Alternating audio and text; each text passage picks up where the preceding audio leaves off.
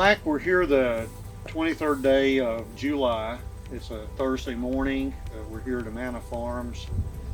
Kind of tell me a little bit about Amana Farms and your experience. You've been here, what'd you say, 10 years? 10 years, yes. 10 years. Kind of tell me your experience and your fertility program and kind of what you guys do here and your goal at Amana Farms.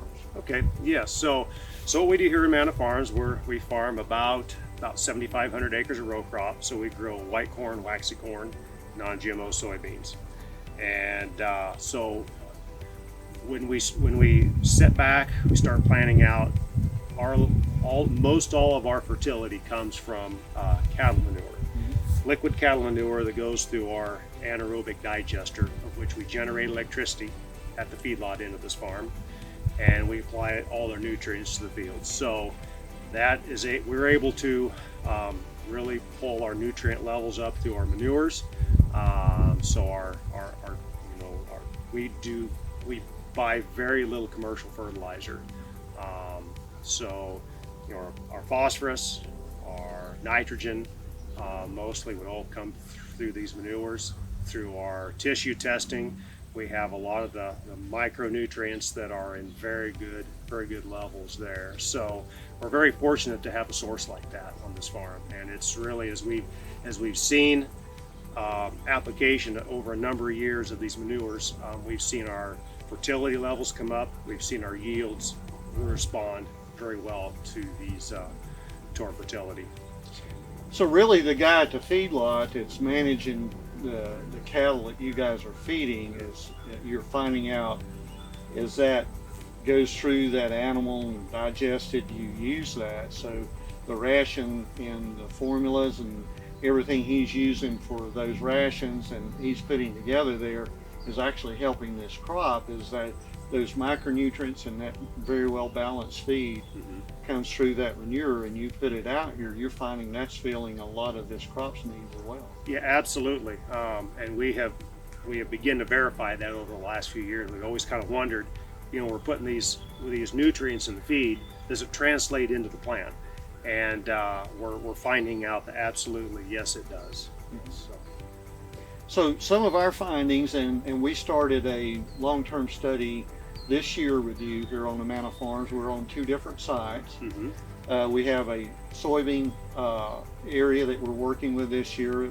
It's the start of a 3-year study where we're looking at application of some of our biological stimulants, biological inoculants, and we're looking at, in that 3-year study, we're also looking at it on a cornfield here as well on Amana Farms. And what we're doing is we're coming in early spring. We're taking a soil test. We're sending that to 3 separate labs, 2 independent labs outside of Genesis Ag, and then we're taking one of those samples and sending to our in-house lab. And we're looking at the total nutrient density of that soil test, but we're also looking at the biological capacity of those farms. So what we're looking and what we're excited about being here at Amana, because you guys have been kind of somewhat taking a more of a biological approach anyway from your manure application versus a synthetic nutrient application. Yeah, that's correct. And several years ago, I started really on a journey of trying to understand what biology does in your soil. For a large number of years on the front side of my farming career, it was dirt.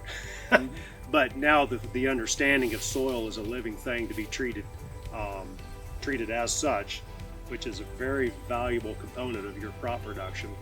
And so as we begin to add or start looking at biology, then you start asking yourself, how can we enhance biology? How can we, in a sense, multiply that? And that's been kind of an exciting journey as we work together and try to figure out, here's where we start, here's where we're at, here's where we want to be, and really try to make some discoveries in this is a very fascinating process. So our goal in this study that we're working with you on, we're taking an early spring, we're taking a mid-growing season, and then at the end of the crop, right prior to black layer, we're going to come in and take another screen. So we're looking at early spring. So we're coming in mid-season. So we're going to be looking at, okay, how much are we advancing that activity over a, when I say non-treated area, that would be your standard fertility program. We're coming in with 3 other studies on top of that, where we're looking at varying the biology, inoculum, the components that go with that, to see, okay, where can we have the greatest impact? And I'm really excited about this on some farms that we're working with. We've already got the second phase of soil test in. Our in-house studies are showing where we're greatly increasing some of those numbers. So we're really excited about what we're going to find here on the Amana farm as well. Yeah, and so am I. I'm really kind of anxious to see where this goes. As we know, we've been trying to do some things to increase biology, but through different avenues, maybe cover crops, some different things like that. But what I'm interested in finding out is, through these studies, is how can we go in and how can we make that happen in a different way? Right. And so that's going to be very, very intriguing, very exciting to see. So today we walked out in the long-term soybean study, and again, these beans were double crop behind a rye crop that you guys took off for cattle feed, correct? Correct. And so we went out there today in that long-term study, and what did you experience? Well, what we experienced is when we stood in the check with no treatment, we saw soybeans that were about so big, and then we could look across the field and we knew where our checks were and where our applications were made, and we could kind of see this change to the line. So visually we can see some things going on right now out there in this soybean field. And we've experienced that too as a company, where we've had a visual response to a crop. Then by the time the combine got there, we didn't see a lot of response in the grain tank as far as yield. One of the reasons I'm really excited about what we're doing is we're finding some of the missing components. During the screenings throughout the growing season, when we're evaluating the soil, there could be a small component that's missing there that we've never thought about. Sure. So I'm going to ask a question here, and don't be afraid to give me your honest opinion, because I've kind of prefaced that before we started talking. From looking at your soils, Yes. and looking at what Amana Farms, as far as looking at the nutrient that you guys have here, the nutrient availability, if we want to call it that, the soil index that you guys have here, how much of your potential do you think you guys are? And look, I know you had an 80-mile-an-hour wind. Just how recently? 2 weeks ago today. 2 weeks ago today, here at this farm. We can't control those. You can't control those as a farm manager here. How much of your potential do you really feel like you guys are tapping into? Oh, wow. That's a really good question. But to put a number on that, we've got a lot of potential ahead of us. Our corn yields have continued to go up over the last several years, and really gone up nicely. And I think there's a lot of potential out there left. And I go through, actually in the winter, field by field by field as I plan, and I say, what do I believe the potential of this field actually is?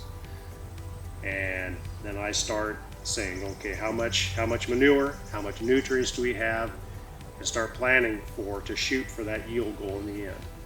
Do we always hit it? No. But if you don't have a plan, and a target, you don't know where you're going. So we're really trying to put some planning in this. I think we've got a lot of potential ahead of us. As a percentage of what we're getting, it'd be hard for me to put a number on that, because I think, hey, folks have proven sky's the limit. And so I think we've got a lot of potential ahead of us. But you really feel good about your fertility program here that you guys are implementing, that when I say it is environmentally friendly, I'll use the term earth friendly if we want to do that. And so you're looking, the word sustainability has probably been overused. Yep. But you're really looking at your program being sustainable here in Amana because of your animal waste being used.